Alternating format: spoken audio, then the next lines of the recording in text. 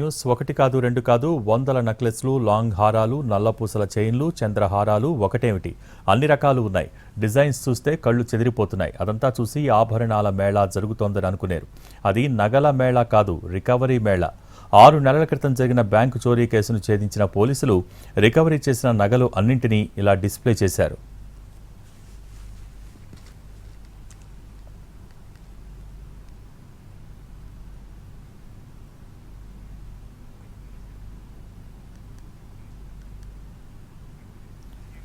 గత ఏడాది అక్టోబర్ 28న కర్ణాటకలోని దావణగిరి జిల్లా న్యామతిలోని ఎస్బీఐ బ్యాంకులో చోరీ జరిగింది. బ్యాంకులో తాకట్టు పెట్టిన బంగారం మొత్తాన్ని దోచుకు వెళ్లారు దొంగలు.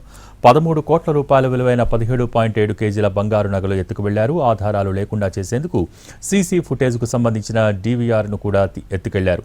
క్లూస్ టీంకు ఆధారాలు దొరకకుండా బ్యాంకు మొత్తం కారం చల్లి వెళ్లారు. ఎన్ని చేసినా పోలీసుల నుంచి తప్పించుకోలేకపోయారు.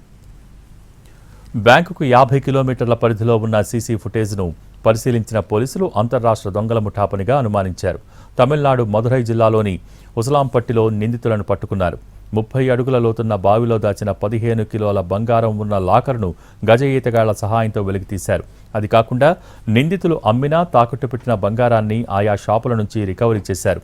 ప్రధాన సూత్రధారుడు విజయ్ కుమార్తో పాటు ఇతర నిందితులైన అజయ్ కుమార్, అభిషేక్, చంద్రు, మంజునాథ్, పరమానందను అరెస్ట్ చేశారు.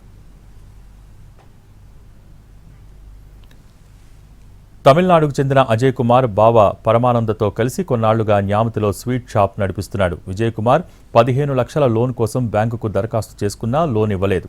దీంతో లోన్ కోసం వెళ్లిన బ్యాంకుకే కన్నం వేశారు. 6 నెలల పాటు విజయ్ కుమార్ ప్లాన్ చేశాడని పోలీసు అధికారి తెలిపారు. రాత్రివేళ రెక్కీ నిర్వహించి బ్యాంకు సెక్యూరిటీ వ్యవస్థ గురించి తెలుసుకున్నాడని చెప్పారు. టీవీలో క్రైమ్ సీరియల్స్, యూట్యూబ్లో చోరీ టెక్నిక్స్ తెలుసుకున్నట్టు తెలిపారు. సైలెంట్ హైడ్రాలిక్ కట్టర్లు, కట్టింగ్ పరికరాలతో బ్యాంకు చోరీకి పాల్పడ్డట్టు చెప్పారు.